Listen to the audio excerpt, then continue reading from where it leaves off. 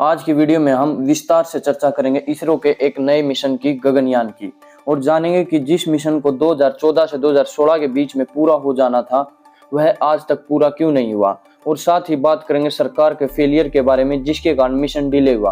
और साथ ही जानेंगे मिशन पूरा हो जाने पर इंडिया प्लस इसरो किन किन कीर्तिमान को रचेगा, यानी इसरो के खाते में कितनी अचीवमेंट और ऐड होंगी। तो चलिए मिशन को शुरू करते हैं शुरू से। तो मैं अभिषेक आप सभी लोगों का मेरे YouTube चैनल स्टडी फैक्ट पर स्वागत करता हूं। So come on let's roll the intro.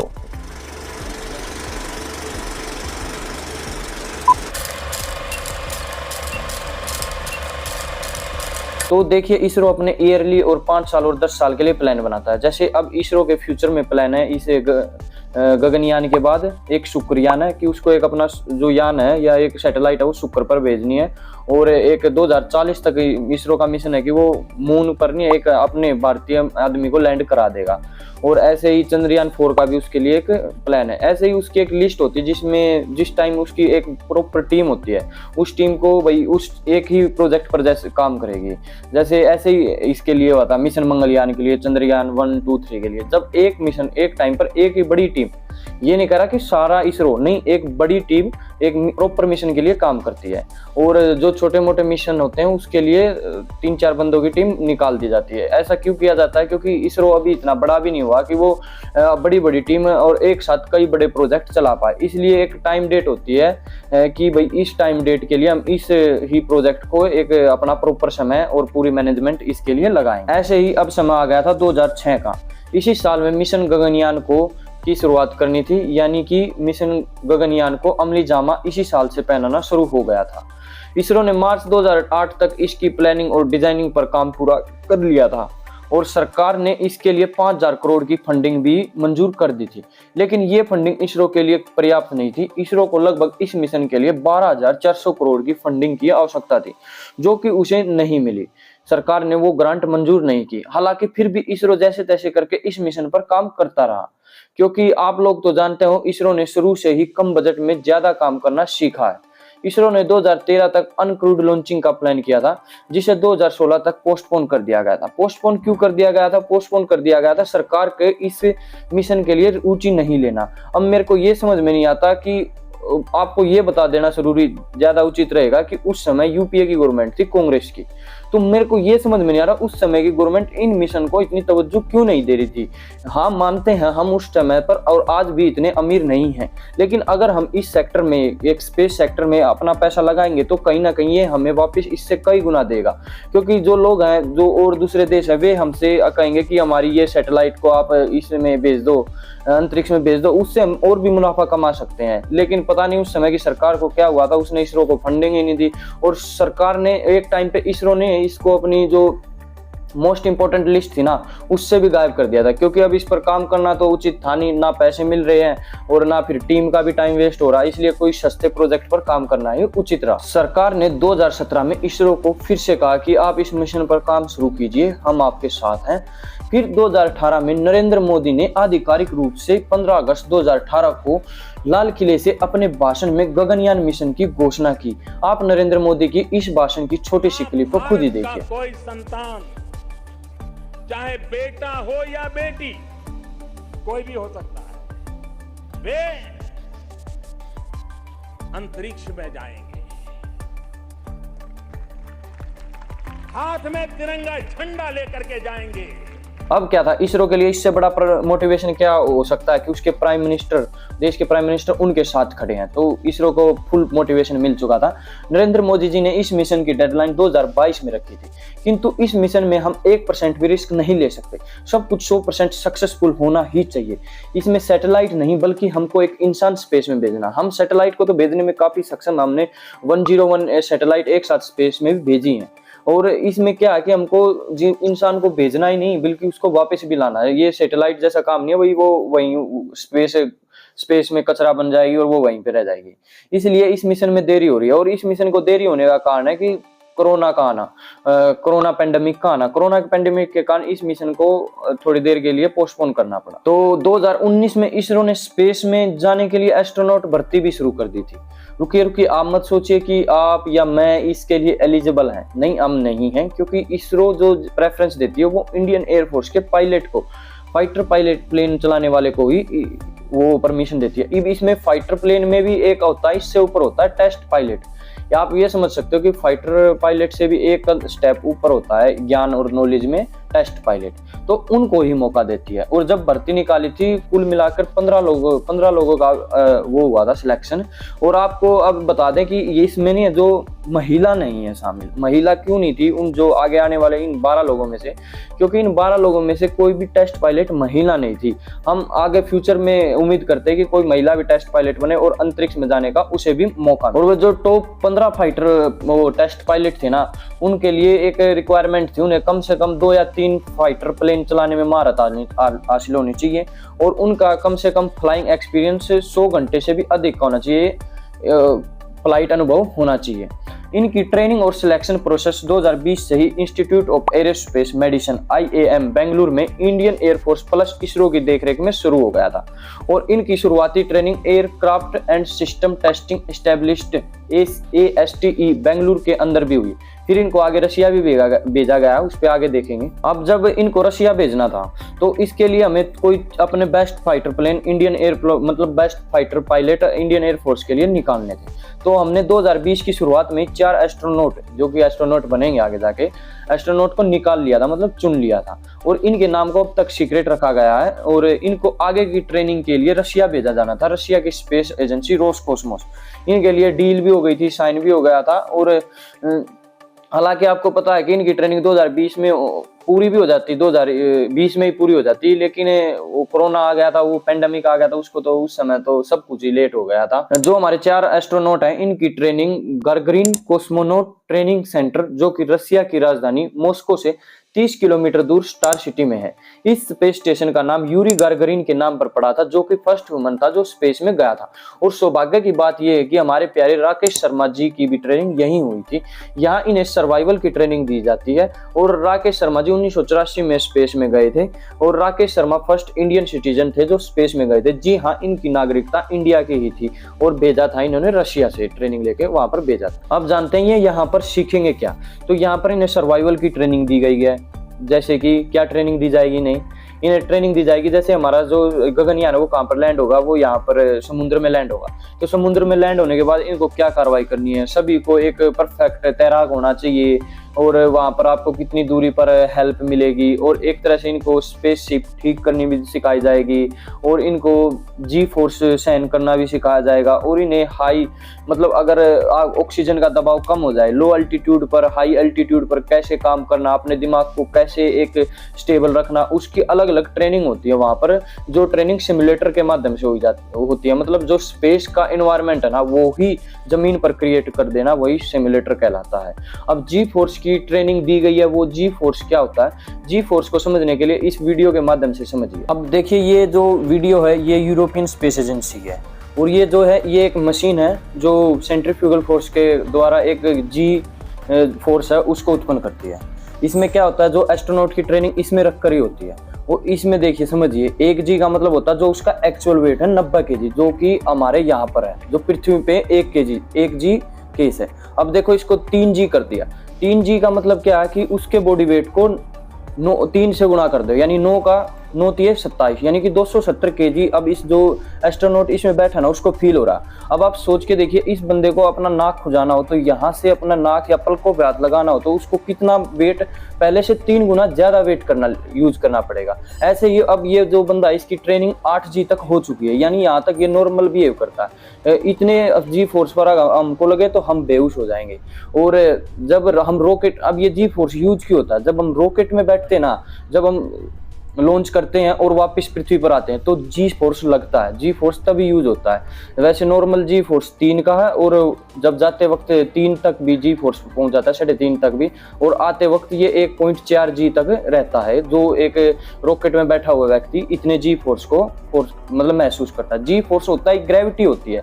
जैसे आप चांद पर कितनी ग्रेविटी, चांद पर आप हल्का महसूस करोगे, उसकी तुलना में सूर्य पर भारी महसूस करोगे।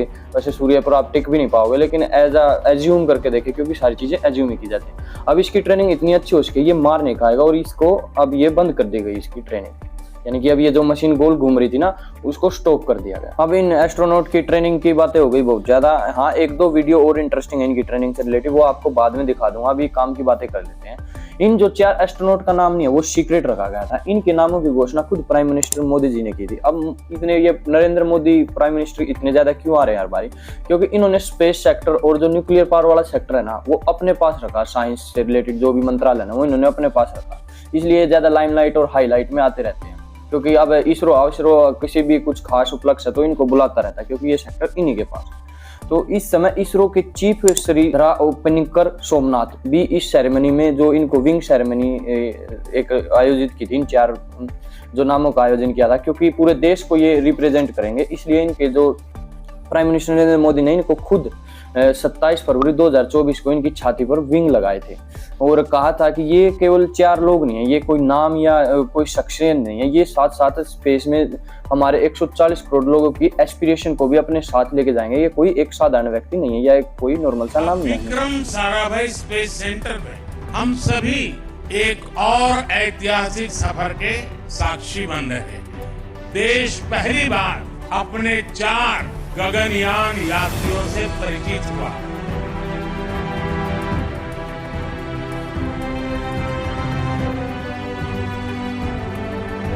ये सिर्फ 4 नाम और 4 इंसान नहीं है, ये 140 करोड़ एस्पिरेशंस को स्पेस में ले जाने वाली 4 शक्तियां। साहसिक साथियों के सम्मान में हम सब स्टैंडिंग ओवेशन दे करके तालियों से उनको सम्मानित करें। और आप लोगों को बता दें कि ये 4 लोग है ना, इन 4 में से मिशन गगनयान में 4 के 4 नहीं जाएंगे। मिशन गगनयान में केवल 3 एस्ट्रोनॉट जाएंगे। अभी वे बताए नहीं, वे 3 नाम कौन कौन से हैं, 2 या 3, ज्यादा 3 जाने के ही चांस हैं। क्योंकि जो चौथा है ना, वो चौथा नासा के साथ एक मिशन करना उसको, जो इनकी स्पेस ऊपर भी इनके एक स्पेस क्राफ्ट रहता है, तो उसमें इनको भेजने की तैयारी है चौथे व्यक्ति को। अब वो डिसाइड नहीं हुआ कि वे 3 इसमें कौन से जाएंगे और एक वो कौन जाएगा, पर हाँ, ये 4 स्पेस में जरूर जाएंगे। अब ये 4 बंदे हैं कौन, इनके नाम जान लेते हैं। तो सबसे पहले नंबर पर आता है ग्रुप कैप्टन प्रशांत बालाकृष्णन। दूसरे नंबर पर आता है ग्रुप कैप्टन अजीत कृष्णन। तीसरे नंबर पर आता है ग्रुप कैप्टन अंगद प्रताप। चौथे नंबर पर आता है विंग कमांडर शुभांशु शुक्ला। और जो इसरो का नहीं है, ये first human space flight mission है आज तक का। और अगर हम ये अचीवमेंट पूरी कर लेते हैं तो हम चौथे नंबर के देश बन जाएंगे। अब आप पूछोगे कि हम रिसर्च क्या करेंगे? देखो, हम ऐसी कोई नई चीज तो वहां पे जाके खोज नहीं लेंगे, क्योंकि ये 3 दिन का मिशन है, जो 7 दिन तक भी एक्सटेंड हो सकता है। मेरे को लगता है कि हम 3 ही दिन में वापस बुला लेंगे, क्योंकि 7 दिन का कोई रिस्क लेगा नहीं, क्योंकि ज्यादा देर रखेंगे तो मशीन जो इक्विपमेंट हमारे वे खराब भी हो सकते हैं। तो 3 दिन में इनको वापस बुला लेंगे। इन्हें पृथ्वी से 400 किलोमीटर दूर स्पेस में भेजा जाएगा, जहां पर ये 3 दिन वहीं पे रहेंगे और वहां पर पृथ्वी के चारों तरफ कक्षा में चक्कर काटते रहेंगे। अब आप पूछोगे कि ये खोज क्या करेंगे? देखो, खोज तो कोई नई होने वाली नहीं है। हम कोई पहले व्यक्ति है नहीं जो वहां पर जाएंगे, और हम व्यक्ति भी नहीं है, पहले हम स्पेस अपने जो सैटेलाइट है वो भेज चुके हैं। तो बस मेन बात यही है कि वो हमें वहां पर जाना है, वहां स्पेसशिप से बाहर निकलना है, और बस ये एक तरह से भी सबको पता चल जाएगा कि हम चौथे नंबर के देश बन चुके हैं। पहले नंबर पर रशिया आता है, उस टाइम पे वो यूएसएसआर था। दूसरे नंबर पर यूएसए आता है। तीसरे नंबर पर चाइना आता है। चौथे नंबर पर हम आ जाएंगे, अगर हम इसको सक्सेसफुली अचीव कर लेते हैं तो। और जिस दिन इन 4 एस्ट्रोनॉट के नाम अनाउंसमेंट हो रहे थे, उसी दिन प्राइम मिनिस्टर नरेंद्र मोदी ने और 3 चीजों के लिए और अनाउंसमेंट की थी, जो इस मिशन के लिए काफी जरूरी है और आगे जाके इसरो के ब्राइट फ्यूचर के लिए भी बहुत ही इंपॉर्टेंट है। तो पहले नंबर पर था the PSLV integration facilities eight Satish Dhawan space centre in Sriharikota. PSLV क्या है? PSLV है पोलर सैटेलाइट लॉन्च व्हीकल। जो ये था, ये जो वाली सैटेलाइट थी, हम साल में 6 ही लॉन्च कर पाते थे, लेकिन अब ये इसके लिए एक इंटीग्रेशन फैसिलिटीज अलग से बन गई और हम फ्यूचर में इससे 6 से 15 ऐसी सैटेलाइट पर ईयर लॉन्च कर पाएंगे। एक स्मॉल सैटेलाइट लॉन्च भी व्हीकल भी होता है SSLV, वो भी इससे एक्सटेंड हो जाएगा और वे भी हम ज्यादा क्वांटिटी में स्पेस में भेज पाएंगे। फिर दूसरे नंबर की क्या फैसिलिटीज थी? Semi cryogenic integration engine and stage test facilities at ISRO और पल्सन कॉम्प्लेक्स एट महेंद्रगिरी। ये जो वाला महेंद्रगिरी है ना, ये तमिलनाडु में है। एक महेंद्रगिरी की जो आपने ज्योग्राफी में पढ़ी होगी पहाड़ियाँ, और सबसे ऊंचा पर्वत वो उड़ीसा में है, वो इससे अलग है। अब ये सेमी क्रायोजेनिक इंजन क्या होता है? सेमी क्रायोजेनिक इंजन आप इस टाइम ये समझ लो कि ये स्पेस में जो इंजन होता है ये सेमी क्रायोजेनिक ही इंजन, सेमी भी होता है और क्रायोजेनिक, दोनों का काम एक ही होता है, जो सैटेलाइट है या स्पेसशिप को स्पेस में भेजना। फिर आता है ट्रिसोनिक विंड टनल एट VSSC। अब देखो ये एक विंड है, इसमें हम जैसे हाइपरसोनिक जो हवाएं हैं उनका या जो प्लेन है उनका अध्ययन कर पाते हैं। ये हमारे पास भी आज के टाइम पे हो गई। और ये जो बनाई गई है वो विक्रम साराभाई स्पेस सेंटर में बनाई गई है, जो कि केरला में पड़ता है। और जो हमारी मिशन गगनयान जो लॉन्च होगा वो होगा सतीश धवन स्पेस स्टेशन से। अब ये कहाँ पर है? ये आंध्र प्रदेश में स्थित है, श्रीहरिकोटा में। श्रीहरिकोटा प्लेस का नाम है जहाँ पर ये हमारा सेंटर स्थित है। इस प्रोजेक्ट में केवल इसरो अकेला काम नहीं कर रहा है यार, बहुत बड़ा प्रोजेक्ट है। 9000 करोड़ कुछ इसमें लागत आने वाली है, 9023 करोड़ की इसमें लागत आने वाली है आज के अनुमान के अनुसार। और ये कुछ जाके बिलियंस में संख्या जाती है, 90 बिलियन होता है यार, कोई छोटी रकम नहीं होती। इस प्रोजेक्ट में इसरो अकेला तो काम करेगा नहीं, तो ये तो सबको पता है। इसके साथ DRDO, हमारा HAL, हिंदुस्तान एरोनॉटिक लिमिटेड, ये भी सब मिलकर काम कर रहे हैं। DRDO defence research development organisation, इसकी ये फुल फॉर्म होती है। अब DRDO ने क्या काम किया? DRDO ने इसरो को नहीं स्पेस फूड बना के दिया। स्पेस फूड मतलब जो वहां पर ये एस्ट्रोनॉट जाएंगे 3 दिन खाएंगे भी पिएंगे भी, तो ये काम DRDO ने किया। और जो इसमें 2 मॉड्यूल होते हैं, जिसमें मेन जो इनका स्पेसशिप है वो इसको HAL ने बनाकर दिया, मतलब हेल्प किया इसरो की बनाने में। एक क्रू मॉड्यूल होता है, एक ऑर्बिटल मॉड्यूल होता है। क्रू मॉड्यूल जिसमें हमारे जिंदा एस्ट्रोनॉट बैठेंगे, और उसके नीचे होता है ऑर्बिटल मॉड्यूल। ऑर्बिटल मॉड्यूल क्या होता है? एक तरह से एंड आते वक्त इनको जो थ्रस्ट देगा, जो इंजन मतलब क्रू मॉड्यूल को पावर देगा, एक तरह से लगा लो छोटा इंजन होता है orbital module. Orbital module crew module के पिछले भाग में लगा होता है। अब ऐसे समझिए एक पूरा रॉकेट होता है। हम इसको GSLV Mark 3 में लॉन्च करेंगे, इसके बारे में मैं आगे बात करूंगा इस रॉकेट के बारे में। ये धीरे धीरे जैसे जैसे पृथ्वी की एक सतह पार करता जाता है, ये वाला जो एयरप्लेन है ना, जो रॉकेट है, ये टूटता रहता है। मतलब अलग अलग स्टेज पर इसको एनर्जी देने के लिए अलग अलग इंजन होते हैं। एंड में यही बचता ऑर्बिटल मॉड्यूल, जो इसके साथ स्पेस में जाएगा। और आते वक्त ऑर्बिटल मॉड्यूल भी क्रू मॉड्यूल से अलग हो जाता है। अब देखिए इसरो को स्पेस में एस्ट्रोनॉट भेजने हैं, तो इसके लिए इसरो ने प्रॉपर प्लानिंग बनाई और कई सेफ्टी मेजर टेस्ट किए। उसमें से एक है रॉकेट टेस्ट, मतलब हम किस रॉकेट में अपने एस्ट्रोनॉट को भेजेंगे, इसके लिए ये भी चुनना था, सिलेक्शन करना था, क्योंकि पहले हम उनमें सैटेलाइट को भेजते थे। अब की बार हमें उनको किन को भेजना है? हमें एस्ट्रोनॉट को भेजना। अब आप इस इमेज में देख ही रहे हो कि जहाँ पर सैटेलाइट है ना, वहाँ पे अब इंसान बैठेंगे, जो हमारा क्रू मॉड्यूल है वो वहाँ पर रखा जाएगा। तो इसके लिए चूज किया गया GSLV Mark 3, और इसी GSLV Mark 3 को चंद्रयान 3 के लिए भी चूज किया गया था। GSLV की फुल फॉर्म है जियो सिंक्रोनाइज लॉन्च व्हीकल Mark 3। इसमें जो इंजन लगा हुआ उसका नाम है CE-20, यानी कि क्रायोजेनिक इंजन। इसमें 2 इंजन होते हैं, एक क्रायोजेनिक इंजन होता है, एक सेमी क्रायोजेनिक इंजन होता है। भारत ने ये भी अचीवमेंट हासिल कर लिया कि उसने अब सेमी क्रायोजेनिक इंजन बना लिया। इनके इंजन वाली वीडियो मैं अलग से बना दूंगा। आपके लिए इतना ही समझना काफी है कि जो सेमी क्रायोजेनिक इंजन होता है ना, वो उसको हम दोबारा यूज कर सकते हैं, वो रीयूज हो सकता है अच्छे तरीके से। अब जो ये इसका रॉकेट का टेस्ट किया गया था ना, वो तमिलनाडु के महेंद्रगढ़ जो इनकी वो है जहाँ पर टेस्टिंग फील्ड है, वहां पर 21 फरवरी 2024 को किया गया था। अब इसमें ह्यूमन रेटिंग के बनाने के लिए इसको नहीं है रिक्वायरमेंट थी कि भाई जो ये इंजन है ना वो 6350 सेकंड चलना चाहिए, यानी कि 1 घंटा 45 मिनट तक उसको चलना चाहिए था इंजन को, उसमें पावर रहनी चाहिए थी। लेकिन ये इस इंजन ने इससे भी अच्छा परफॉर्म किया, वो 8810 सेकंड तक चला, जो कि 2026 मिनट के लिए होता है। तो ये हमारे लिए एक सक्सेसफुल अचीवमेंट थी जो कि हमने हासिल की। अब GSLV ह्यूमन रेटेड हो गया, तो ये अब बन गया HGSLV Mark 3। नेक्स्ट जो हमने टेस्टिंग की थी वो की थी CES सेपरेशन। अब ये क्या है? CES सेपरेशन होता है क्रू एस्केप सिस्टम। इसमें हमने मेन क्या किया था, तो आप समझिए कि जो अगर हम स्पेसशिप को लेके जा रहे हैं, इस इमेज से भी आप अच्छे तरीके से समझ पाओगे। मान लो बीच में हमारे रॉकेट को कुछ हो गया या वो अच्छे तरीके से थ्रस्ट नहीं मिल पाया, वो हमको लगता है कि वो पहुंच ही नहीं पाएगा। तो हमको ये पता चल गया कि भाई रॉकेट तो बचने वाला है नहीं, लेकिन हम अपने एस्ट्रोनॉट को तो बचाएंगे क्योंकि उसमें जिंदा जान गई है। तो इसके लिए हम मिशन को बीच में अबॉर्ट करके और अपने उसको CES सेपरेशन, जो क्रू मॉड्यूल सिस्टम है, जो मॉड्यूल था उसको अलग कर सकते हैं और वो उससे दूर फेंक देगा, जैसे आप इस इमेज में देख रहे हो।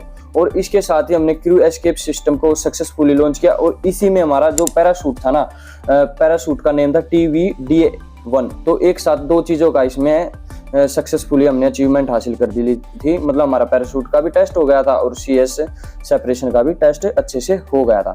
और जो पैराशूट की लैंडिंग थी ना, वो हमने जो क्रू मॉड्यूल है इसकी लैंडिंग हम बे ऑफ बंगाल में कराएंगे, यानी समुद्र में। और इसकी लैंडिंग का बोलते हैं स्प्लैश डाउन लैंडिंग। मैं कह रहा था ना कि एस्ट्रोनॉट की तैराकी की उनको एक वो बहुत अच्छे एक्सपर्ट होते हैं स्विमिंग में, तो उसके पीछे यही था क्योंकि इनकी लैंडिंग जो स्प्लैश डाउन लैंडिंग होनी थी, पानी में लैंडिंग होनी थी, इसलिए इनको तैरना भी अच्छे तरीके से आना चाहिए था।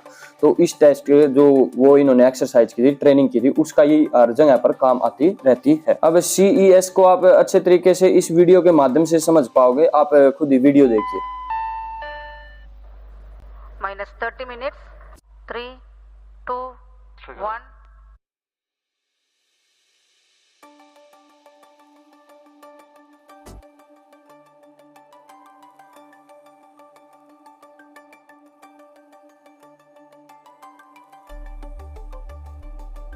Main parachute deployed.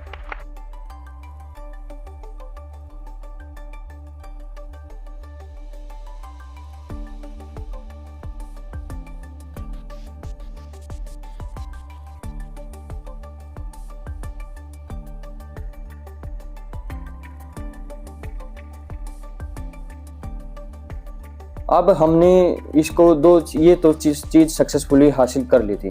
अब हम अपने टेस्ट कर रहे हैं जो प्रॉपर टेस्ट है। अब हम जो अगले टेस्ट करेंगे ना, वो व्योमित्रा नाम के एक रोबोट के साथ करेंगे, जिसको नहीं है पूरी दुनिया से अवगत कराया था इसरो ने अपने स्पेस फ्लाइट एक्सप्लोरेशन वाले दिन 22 अक्टूबर 2020 को।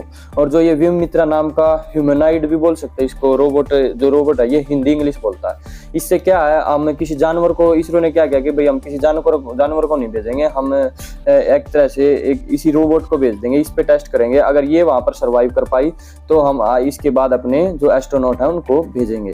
अब ये क्या करती है, ये जो बता सकती है कि जो ये अब प्रेजेंट जो नेचर चल रहा है क्रू मॉड्यूल के अंदर, वो ह्यूमन के रहने लायक है या नहीं है। अगर ये भी सक्सेसफुल रहा तो हम इसको अपने एस्ट्रोनॉट को वहां पर भेजेंगे। I am Vyomitra, the prototype of the half-humanoid, being made for the first unmanned Gaganyaan mission. मेरे को इसरो का ये वाला लॉजिक समझ में नहीं आया कि हम किसी जानवर को या मुर्गे या किसी बिल्ली या कुत्ते को नहीं भेजेंगे, हम रोबोट को ही भेजेंगे। क्योंकि हमारे देश में ही मीट, अगर आप एक्सपोर्ट और इंपोर्ट देखो तो हम टॉप 10 की कंट्री में आते हैं। फिर ये वाला रवैया क्यों था, ये समझ से बाहर था। और हमें थोड़ा इन मामलों में प्रैक्टिकल भी होना चाहिए, क्योंकि जो देश ये कर चुके हुए हमसे आज बहुत ज़्यादा आगे हैं, जैसे कि रशिया ने और अमेरिका ने तो जानवर भेजे, उन पे तो कोई आपदा या आफत नहीं आई, वो तो हमसे एक कदम नहीं कई कदम आगे हैं। चलो, जैसे जिसकी सोच, इसरो ने जो भी किया अच्छा ही किया है। एक तरह से हमने एक रोबोट को भी बना लिया है, वो भी हमारी एक अचीवमेंट में हासिल, मतलब एक तरह से ऐड हो ही जाता है। तो अब बात करते हैं कि हमारा जो फाइनल है, जिस दिन मिशन मंगलयान लॉन्च होगा वो किस दिन होगा। तो अब तक जो एक्सेप्ट किया गया है वो टाइम एक्सेप्ट किया गया 2025 की शुरुआत में, लेकिन जिस तरह से प्रॉब्लम का सामना करना पड़ रहा है, तो फाइनल डेट तो अब तक भी हमें नहीं पता। तो ये इसरो को हम मान सकते हैं 2025 या 26 तक ये मिशन को कंप्लीट कर देगी, अगर उसको प्रॉपर सहायता सरकार की तरफ से मिलती रही। क्योंकि इसरो इसमें 1% रिस्क नहीं ले सकता। अगर मिशन को पीछे डिले करना होगा तो 1% एक बार भी ये नहीं सोचेगा कि मिशन को पीछे कर दे, डिले कर दे, वो सोचेगा नहीं। क्योंकि 100% उसे सक्सेस इस मिशन में चाहिए ही चाहिए। क्योंकि आगे हमें चांद पर भी अपना आदमी उतारना है, अपना एस्ट्रोनॉट भेजना है, फिर वहां से भी बिजनेस शुरू करना है, वहां पे हम फिर नॉर्मल जो एक तरह से उसको स्पेस में हम लोगों को भी ले जाएंगे, वो भी बिजनेस बनना है। तो इसके लिए हम फेल नहीं हो सकते, 0% हम उसकी चांस मान के चलेंगे हम फेल होने के लिए। तो इसरो इस मिशन को डिले करने में बिल्कुल देर नहीं लगाएगा। तो हम सब तो उम्मीद ही कर सकते हैं कि ये मिशन जल्द से जल्द पूरा हो और सक्सेस भी हो। और हाँ, आज की वीडियो में इतना ही। आई होप आपको मेरी वीडियो पसंद आई होगी। अगर आप इसरो से प्यार करते हो, इसरो के काम से खुश हो, तो कुछ प्राउड वर्ड कमेंट सेक्शन में भी लिख देना। और हाँ, अगर मेरे चैनल पर मेरी कुछ थोड़ी बहुत भी नॉलेज आपको पसंद आई हो तो चैनल को लाइक शेयर सब्सक्राइब जरूर कर देना। और अपने प्रीशियस जो कमेंट है चैनल से रिलेटेड मेरे कमेंट बॉक्स में जरूर डाल के जाना। मैं आपके कमेंट को जरूर रीड करता हूं। अगर कोई कमी रही होगी तो उनको भी फ्यूचर में सुधारने की कोशिश करता हूं। अगर हाँ, इसमें पार्ट 2 भी आ सकता है और नेक्स्ट पार्ट में लाऊंगा इसरो की जो शुरुआती अचीवमेंट है, इसरो ने कैसे अपना इतना बड़ा बेस बनाया है आज के टाइम में, उसकी सक्सेस स्टोरी को जानेंगे। और हाँ, इसरो की सक्सेस स्टोरी पे मैं वीडियो तभी बनाऊंगा जब आप लोग कमेंट में मेरे को बताओगे, क्योंकि वरना तो बनाने का कुछ तक ही नहीं बनता जब आप लोगों को वो वीडियो पसंद आएगी नहीं, आपको उसके बारे में जानना ही नहीं। तो ठीक है, आज की वीडियो में इतना ही। Like share subscribe. Okay, bye.